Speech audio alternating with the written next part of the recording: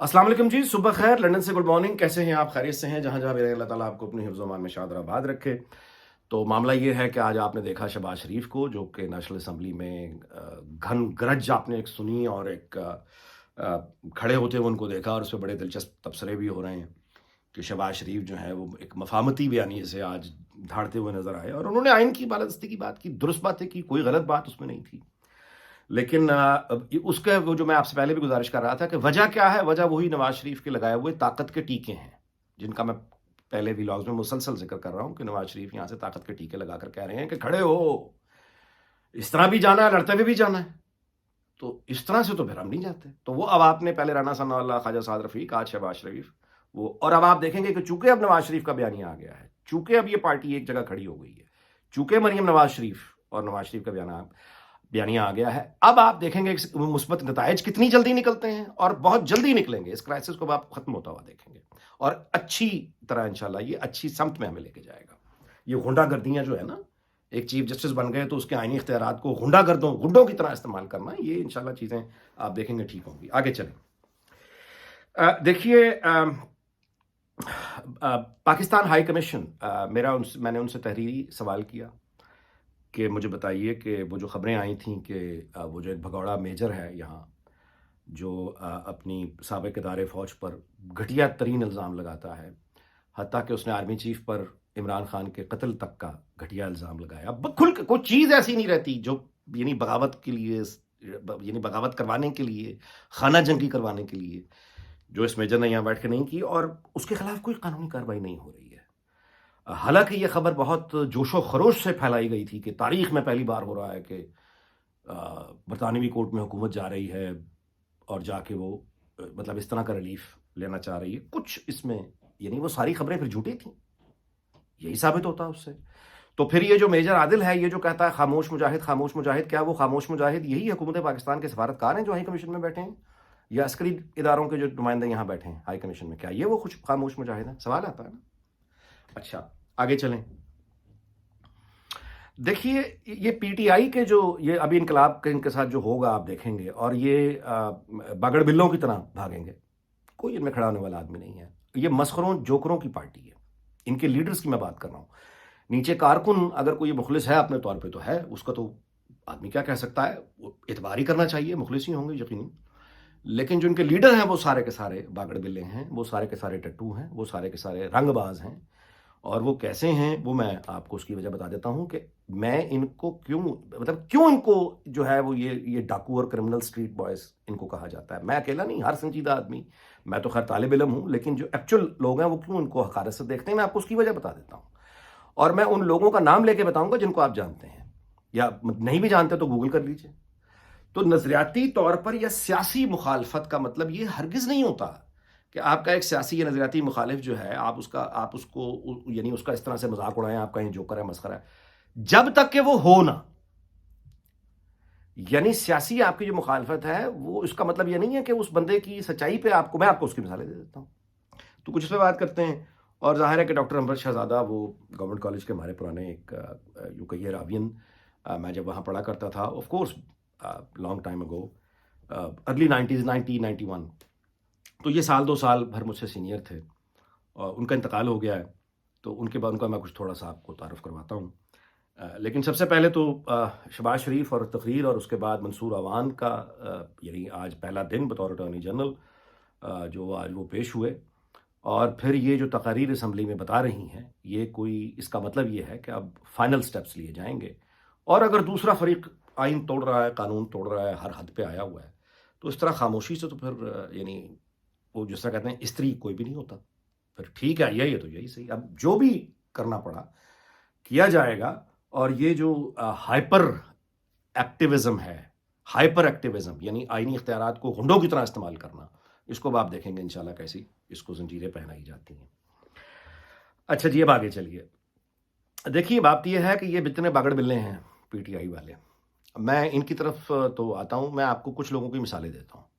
मसलन एक शख्सियत हैं हाफिज सलमान बट, ये जमात इस्लामी के बहुत बड़े रहनुमा थे। एक शख्सियत हैं मुनव्वर हसन, ये अमीर रहे हुए जमात इस्लामी के, और बहुत सीनियर, दुनिया में नहीं है, अल्लाह उनकी मग़फ़िरत करे, फरमाए।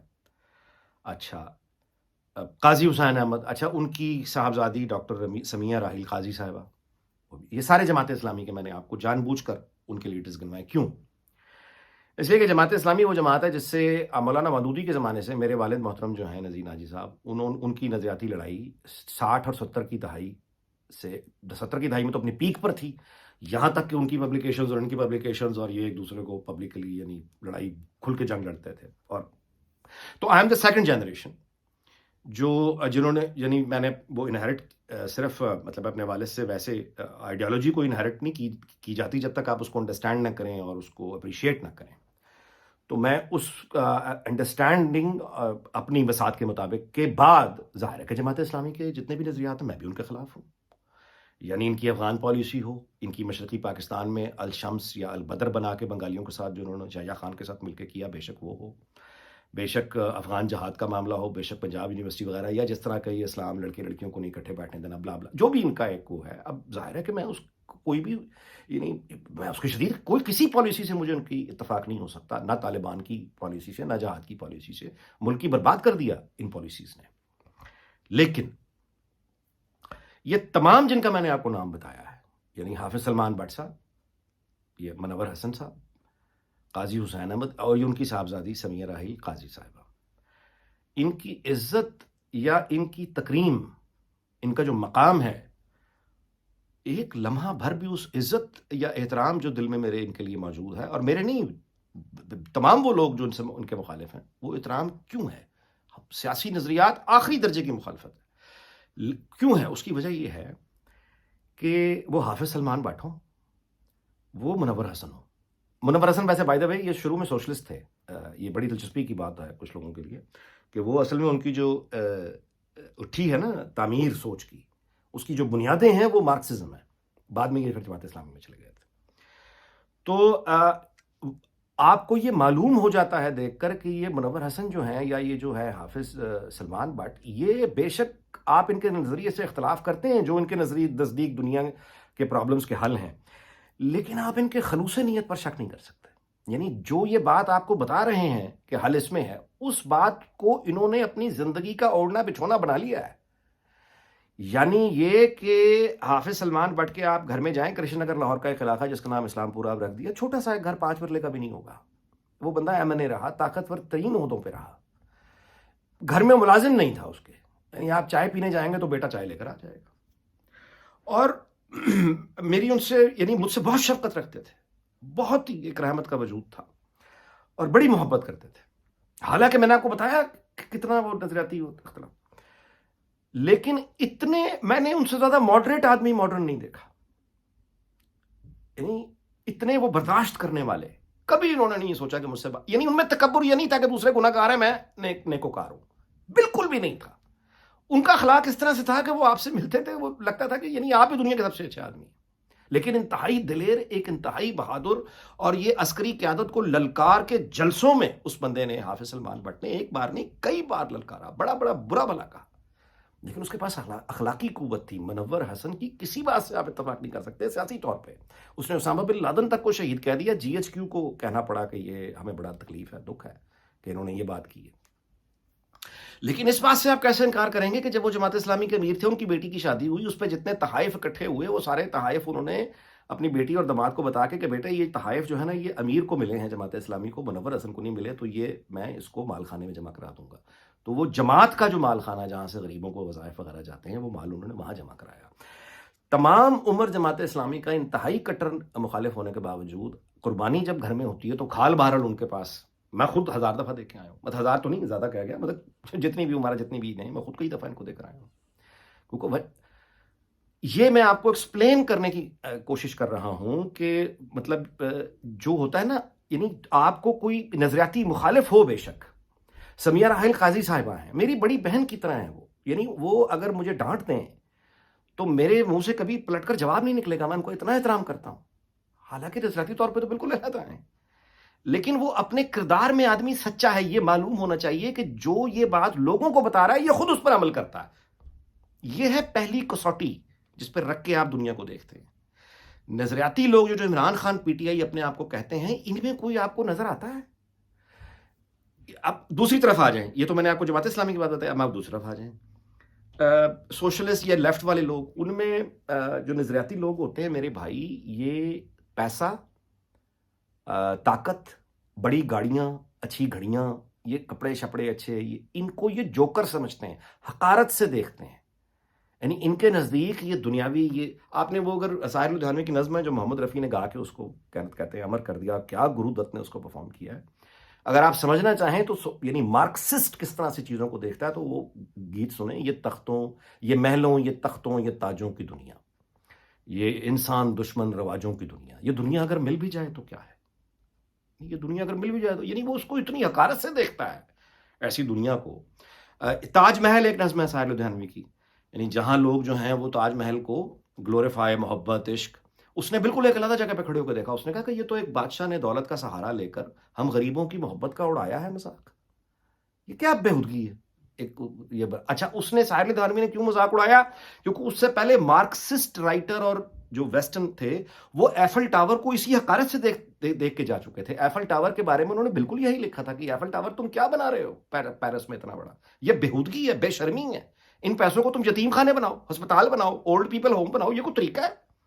احرام مصر پر اتنی بے رحم تنقید ہوئی ہے جس کی انتہا کوئی نہیں, یہی مارکسسٹ نے کی ہے کہ احرام مصر مطلب ہے غربت, کہ تم اپنے مقبرے اتنے بڑے بڑے بنا رہے ہو, وہ درس گاہیں چھوڑی ہوتی ہیں, یونیورسٹیاں چھوڑی ہوتی ہیں جہاں پہ وہ آرٹ تھا کہ تم نے یہ چیز بنائی. اب میری بات سمجھ رہے ہیں, یعنی وہ جماعت اسلامی کا منور حسن ہو جو ساری زندگی ایک بالکل معمولی گاڑی میں گھومتا تھا, سادہ لباس ہوتا تھا, یہی سلمان بٹ جو میں نے آپ کو بتایا, یہ, یا پھر وہ پرویز رشید ہو, پی ایم ایل این والا. میں جو بار بار آپ سے کہتا ہوں آج نظریاتی لوگ وہ اور طرح کے لوگ ہوتے ہیں. پرویز رشید جو میں کئی دفعہ بتا چکا ہوں, 4-5 وزارتیں نہیں, ایک ہی وقت میں اس نے منسٹرز انکلیو میں بنگلہ لینے سے انکار کر دیا کہ میں اکیلا آدمی ہوں تو میں کیوں 3-4 کمرے ایسے ہی, میں بس پڑھا ہوں پنجاب ہاؤس کے کمرے میں پڑھا ہوں. آج تک کرائے کے گھر میں رہتا ہے, آج تک کرائے کے گھر میں رہتا ہے. اپنی کالونی بنا سکتا تھا وہ, جن پوزیشنز اور جن عہدوں پہ وہ رہا ہوا ہے, اپنی کالونی بنا سکتا تھا, ہاؤسنگ سوسائٹی بنا سکتا تھا, چھوٹی موٹی بھی بناتا 100 گھروں کی تو آج ارب پتی ہوتا. کرائے کے گھر میں خود رہتا ہے. یعنی یہ اپروچ دنیا کو دیکھنے کی جو نظریاتی لوگ ہوں گے ان کی بالکل مختلف ہوتی ہے. وہ بے شک رائٹ پہ کھڑے ہوں, لیفٹ پہ کھڑے ہوں, سینٹر میں بھی ہوں, اگر وہ کوئی نظریہ تو رکھیں, جو بھی رکھیں. میں کہہ رہا ہوں نظریاتی اختلاف اتفاق بات کی بات ہے, جو بھی نظریہ آپ کا ہے, جو بھی رکھیں آپ کی مرضی, اپنے نظریے کے ساتھ آپ خود تو کم از کم اخلاص کا مظاہرہ کریں, خود تو مخلص ہوں. یہ کیسے ہو سکتا ہے کہ آپ خود چھپ کے بیٹھے ہوئے اپنی جان کے ڈر سے اور دوسروں کو یہ کہہ رہے ہیں کہ تم جا کے پیٹرول بم مارو, تم جا کے گرفتاریاں دو, تم جا کے حملے کرو, میں تو چھپ کے بیٹھا ہوں. سب سے بڑا تضاد ہے یہ. کوئی نظریاتی آدمی جو ہے وہ اتنی بڑی گاڑیاں, اتنے بڑے یہ شوفر, اتنی اس طرح کی سیکورٹی, وہ حقارت کی نظر سے دیکھتا ہے. یہ پیسہ شیسا تو وہ کہتا ہے یہ چیز کیا ہے. آپ کے علم میں ہے کہ علامہ اقبال جیسے آدمی 1917 کا بلشوک جب ریولوشن آیا تھا تو انہوں نے جرمنی میں اپنے ایک پروفیسر کو خط لکھا, اس میں انہوں نے یہ لکھا کہ یہ جو بلشوک ریولوشن آیا اس میں اگر آپ صرف خدا کا تصور شامل کر دیں تو صحیح اسلام یہی ہے. یعنی یہاں تک چلے گئے تھے علامہ اقبال. حالانکہ اس بات سے اتفاق ظاہر تاریخ کے دوسرے طالب علم نہیں کرتے, وہ بڑا مختلف ہے نظام. لیکن اینی وے, میں آپ کو ایک صرف مثال دے رہا ہوں. تو میرے بھائی پی ٹی آئی میں کوئی لیڈرشپ میں آپ کو اتنا کمیٹڈ کوئی آدمی لگتا ہے جو پیسے کو حقارت سے دیکھتا ہو, جو طاقت کو حقارت سے دیکھتا ہو, جو یہ یعنی جو نظریاتی ہوگا وہ بے شک رائٹ کا جماعت اسلامی کا ہوگا یا وہ بالکل لیفٹ کا مارکسسٹ ہوگا, وہ اس کے نزدیک تو وہ بادشاہ جو کپڑے پہن کے کھڑا ہوتا ہے وہ اس کو جوکر کہہ رہے ہوتے ہیں کہ یہ تو جوکر ہے. اچھا, وہ بڑی بڑی گاڑیوں کو وہ کہہ رہے ہوتے ہیں کہ مسخرہ آ گیا ہے. پروٹوکول کو دیکھ کے ان کو واقعی یہ لگتا ہے کہ یہ مسخرہ جا رہا ہے, جوکر جا رہا ہے اتنے پروٹوکول میں, ہنستے ہیں, وہ حقارت سے دیکھتے ہیں. اور خود بس سے بائی دا وے جو لوگ اتنا تو یار ہمیں اسکولوں میں اسلامیات پڑھا دی جاتی ہے کہ یہ دنیا جو ہے, یہ دنیاوی مال, یہ ساری چیزیں یہ کھیل تماشا ہے, ڈونٹ ٹیک اٹ سیریسلی. یہ تو اتنی تو بات ہمیں سمجھنی چاہیے. لیکن وہ ظاہر ہے کہ وہ جو اب اس جنون میں ہیں نہ وہ اسلام سے کچھ سیکھنے کو, یعنی اس کسوٹی پہ بھی رکھ کے عمران خان کو دیکھیں بری طرح فیل ہے, اور تمام لیڈرشپ. اچھا, لیفٹ پہ آ جائیں نظریاتی والے, اب دیکھیں نا بڑا آدمی مشکلوں کو کیسے دیکھتا ہے. میں آپ کو اور مثالیں دیتا ہوں, آج دل کر رہا باتیں کرنا کہ چلو تھوڑا لمبا ہو گیا. فیض احمد فیض جیل میں بند ہے, کوٹھڑی میں, اور وہ اس اذیت کو ایکسپلین کیسے, یعنی اس کو وہ دیکھ کیسے رہے ہیں. وہ کہہ رہے ہیں بجھا جو روز نے زنداں تو ہم نے جانا ہے, کہ ستاروں سے تیری مانگ بھر گئی ہوگی, چمک اٹھے ہیں سلاسل تو دل یہ سمجھا ہے کہ اب صبح تیرے رخ پہ بکھر گئی ہوگی. قید میں پڑا ہوا ہے آدمی کسی بھی دوسرے قیدی کی طرح، جہاں دوسرے قیدی رو پیٹ رہے ہیں، ماتم کر رہے ہیں، قسمت کو گل مطلب یہ وہ سب کچھ کر رہے ہیں، وہاں وہی بڑا آدمی فیض احمد فیض وہ اپنے محبوب کے تصور میں گم بیٹھا ہے، اور وہ کہہ رہا ہے کہ یہ جو سلاخیں ہیں میری، یہ جو سلاخیں ہیں جب یہ چمکتی ہیں تو مجھے سمجھ آتا ہے کہ میرے محبوب کے رخ پہ صبح بکھر گئی ہوگی۔ اس کا مطلب ہے کہ صبح ہو گئی ہے، اور وہ جو روشن دان ہے قید خانے کا، جب وہاں سے لائٹ آنا بند ہو جاتی ہے تو مجھے معلوم ہو جاتا ہے کہ تیرے ستاروں سے تیری مانگ بھر گئی ہوگی۔ وہ شکوہ نہیں کر رہا اپنی تنہائی کا، قید کا، مجھے نجائز بند کیا، یہ کہ کچھ نہیں، وہ شاعری کر رہا ہے۔ یہ ہے بڑا آدمی۔ آگے چلیں، غالب رہا کھٹکانا چوری کا، دعا دیتا ہوں رہزن کو۔ میرے پاس جو مال باپ تھا وہ اٹھائی گیرا، وہ لے گیا، تو اس نے مجھے چوری کی فکر سے آزاد کر دیا، میں تو موج میں آ گیا۔ چپک رہا ہے لہو سے چپک رہا ہے بدن پر لہو سے پیراہن، ہماری جیب کو اب حاجت رفو کیا ہے۔ ہائے ہائے، بڑا آدمی یہ ہوتا ہے، یہ ہوتا ہے شعور کہ لہو لہان ہوں، میرے کپڑے، مجھے اتنی مار پڑی ہے، پتھر پڑے ہیں، لہو لہان ہوں، اتنا لہو لہان ہوں کہ میری کپڑے جو ہیں وہ چپک رہے ہیں اس خون سے، یعنی جسم کے ساتھ چپک رہے ہیں۔ تو چلو بہت اچھا ہوا، میری جیب جو کہ پھٹی ہوئی تھی پہلے ہی، اب اس کو رفو کرنے کی ضرورت نہیں رہ گئی ہے۔ یہ چپک رہے ہیں نا، کوئی چیز اگر ہوگی پتا شتا تو میں یہاں رکھ لوں گا۔ یہ ہوتے ہیں میرے بھائی فکری طور پہ، شعوری طور پہ جن لوگوں کو آپ نظریاتی کہتے ہیں، بڑے لوگ کہتے ہیں، یہ ہیں بڑے لوگ۔ اس کسوٹی کو اپنے سامنے رکھ لیجئے، اسلامی تاریخ کے حوالے سے رکھ لیجئے، شریعت کو سامنے رکھیے، دنیاوی اعتبار سے رکھ لیجئے۔ کہاں یہ لیڈرشپ، یہ اسد عمر، یہ شاہ محمود قریشی، یہ فواد چودھری، یہ شیریں مزاری، یہ لگڑ بگڑ، یہ گیدڑ، یہ خود کو کہتے ہیں گنڈے۔ یعنی میں بات کا اختتام یعنی اس موضوع کا، آپ سیاسی، میں نے آپ کو نام گروا دیے جن سے سیاسی اختلافات ہیں۔ سیاسی اختلاف ایک اور چیز ہوتی ہے، لیکن اس کے باوجود آپ دلوں میں عزت رکھتے ہیں۔ پیپلز پارٹی سے آپ اختلاف کریں لیکن دلوں میں عزت تو ہے نا ذوالفقار علی بھٹو کی، بے نظیر بھٹو کی۔ آپ کبھی بھی بلاول بھٹو کو، یعنی وہ زبان استعمال نہیں کر سکتے اگر آپ شیخ رشید جیسے کسائی نہ ہو۔ وہ ایک کسائی گھٹیا ترین شعور کا نمائندہ ہے شیخ رشید، جو زبان وہ استعمال کرتا ہے۔ تو سیاسی مخالفت کے ساتھ اس لیے دلوں میں عزت ہوتی ہے کہ دوسرا آدمی رنگ باز نہیں ہے، آپ سے اختلاف کر رہا ہے لیکن خلوص دل سے وہ اپنا حل لیے کھڑا ہے، اور خلوص دل سے مانتا ہے، اس کو پریکٹس بھی کرتا ہے۔ اب آپ کو پتا ہے کہ now you are clear. Doctor Anbar Shahzada جیسے لوگ آخری بات کر کے ویلو ختم کرتے ہیں۔ کب ہوتے ہیں جی ایسے لوگ؟ بنیادی طور پہ کالج میں اکٹھے پڑھتے تھے، اور وہ تب بھی بالکل ایسے ہی تھے، میں نے کل ٹویٹ بھی کیا تھا۔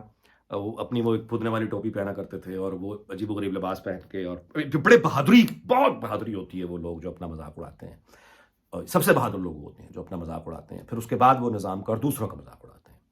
وہ کینٹین میں بھی مجھے یاد ہے کہ وہ اتنی سنجیدگی سے پیپسی اور چائے، اس کو وہ اس طرح سے وہ مکس کر کے نا گلاس میں، ادھر چائے ڈالی اور ادھر یہ پیپسی ڈالی، وہ اتنی سنجیدگی سے بندہ پیتا تھا چائے کو، ٹھنڈی بوتل کولڈ ڈرنک کے ساتھ، آپ ہنس ہنس کے کرسی سے گر جاتے تھے، نڈھال ہو جاتے تھے ہنس ہنس کے۔ اتنا یہ بند جہاں ہوتا تھا بس رونق رونق رونق۔